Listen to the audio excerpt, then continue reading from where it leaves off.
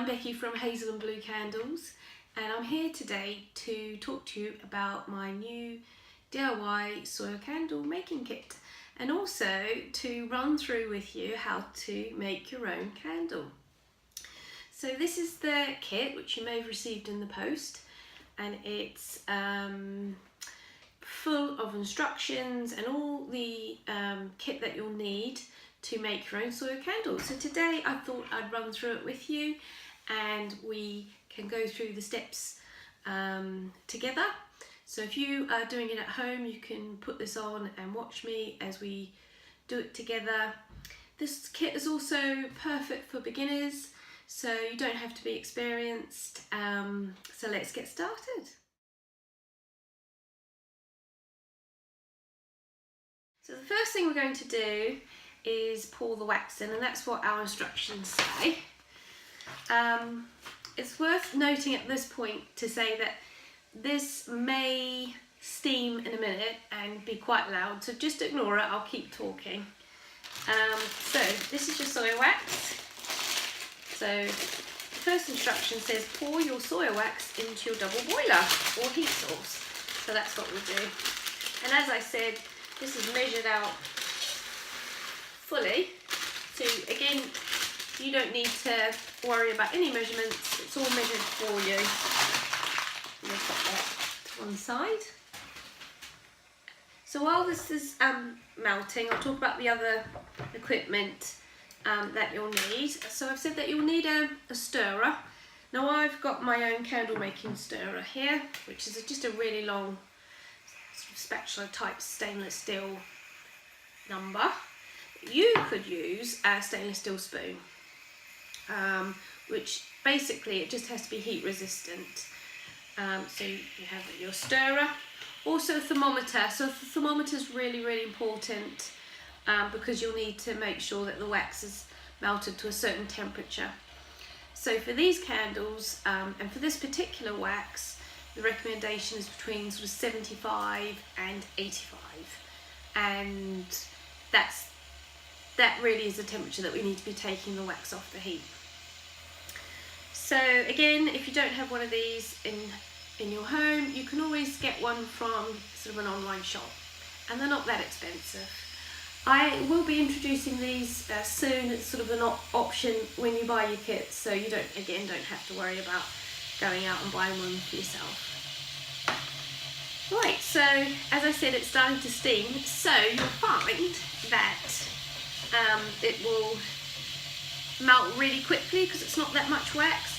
So every now and then give it a stir. I'll do left-handed, and that will just make it, the wax sort of melt really evenly. So stirring every now and then is absolutely fine. Okay, so whilst that's melting, what we're going to do is get our candle vessels ready. And I'll pop that down there.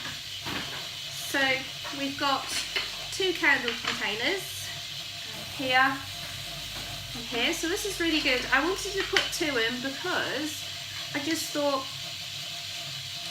you could either keep one and give one away, or you might want to keep both. So there's your two. And what you need to do is pop your wick in. So what you do is you get your wick stabiliser, and you've got a pair here, and these are just double-sided stickers really, sticker pads. So what you want to do, mind the noise, is stick the bottom of your wick to one side of the wick stabiliser. There you go. And then you'll see, and I'll come up, you'll see at the bottom, you can peel off the bottom. And what you want to do at this point is centre it in the centre of the container. Now what's good about these containers are that there's a number right at the centre. So look for your number. Mine is the 81. So pop it in. There you go. And what I do, which I would recommend, is just push it down with two fingers like that. And then you can do it with your next one as well, which The same again, is you peel off one side and you stick your wick at the bottom, like so, and then you peel off the back. So again, look for the number, and then you can center your wick in the middle perfectly, and then 2 fingers down, and then those containers are ready to go. So what we're going to do is just check the temperature. Now this wax, as I said, won't take too long to melt, so be mindful of the steam. Obviously if you've got a homemade bain-marie, just pop it in the top smaller pot, and then just put the thermometer in, just check which temperature we're at. So this one's about 55, almost 60 now, so not long to go. As I said, the recommendation for your wax to melt is around about 75 to 80 for this particular wax. Perfect, so around about 75, it's absolutely perfect.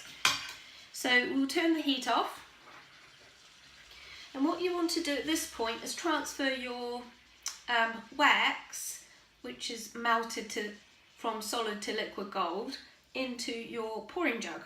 So we'll put our candle vessels to one side, and we will pour the liquid gold wax into your pouring jug. There we go. So here we go.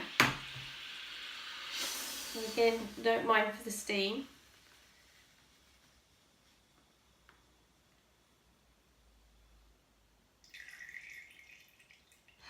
Perfect. There we go. So what we'll do is we'll put that down here. Just bear with me. There we go. So you've got your, I'm just going to move the heat source and we can get into the pouring. So we've got your melted wax, and you've got your 2 vessels, you've got your 2 wooden pegs, and your fragrance oil. So your fragrance oil is already measured, so again you don't have to measure it out, which takes away a lot of the fuss. You just open it and you can just pour it in. Perfect. There you go. And again, these are recyclable, so you can reuse them, or you can just pop them in your recycling bin, which is something I really, really like. So what we're going to do now is get your stirrer, and we're going to stir the fragrance oil into the wax. Now, it's really important to do this for at least a minute, because what it does is it gives the fragrance a chance to blend into the wax. There we go. It's a lovely reawakening, refreshing, zesty scent. There we go. So we'll put the stirrer to one side, and we're going to get your candle vessels ready. So what we want to do is pour your fragranced wax into your containers. Now what's really good about these containers you have in your kit is that, can you see the line there? So that's where we want to pour the wax, so just that top line there. So I'll go forward so you can see.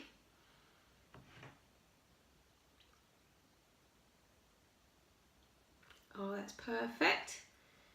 And then the second one, and don't worry too much when you're pouring.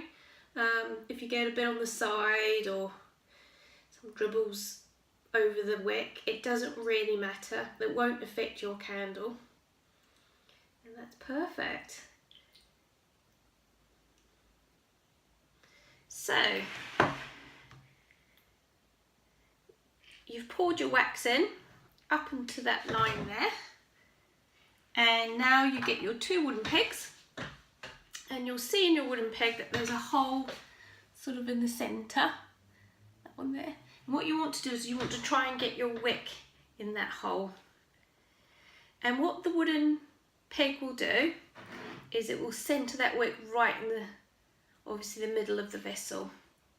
Don't worry too much if you are not able to do that. You can wiggle it about. It hasn't set yet, so perfect. So those are your 2 soya wax scented candles. At this point, I would put them to one side in a sort of room temperature room for at least 24 hours, and you can then trim the wick. So what you need to do is either use a wick trimmer, which I understand it's not common. So the other thing you could use is a pair of nail scissors. So they really clip the wick really well, because the wick is surprisingly quite strong. Obviously, if you don't have a pair of nail clippers, you could use scissors. But again, try and get ones that are sharp, because as I said, it needs to be quite a sharp cut, just to make sure that that wick looks good. So put them to one side, wait 24 hours, and then trim your wick. At this point, you could also decorate your candles. So if you've got some stickers, some plain white stickers, you could get stamping, and some really nice stamps out there, or you could get some twine or some ribbon and really snazz up your candle. You've also got some lids, so again you could wrap some ribbon around that, which look really, really sweet, and enjoy. So that is my Hazel and Blue do-it-yourself soya candle making kit tutorial. So I hope you've enjoyed it. I would love to see your candles if you've made them, and if you hashtag me on my Hazel and Blue candles, I would love to see them. But I would just want you to enjoy this kit and enjoy making a candle as much as I do.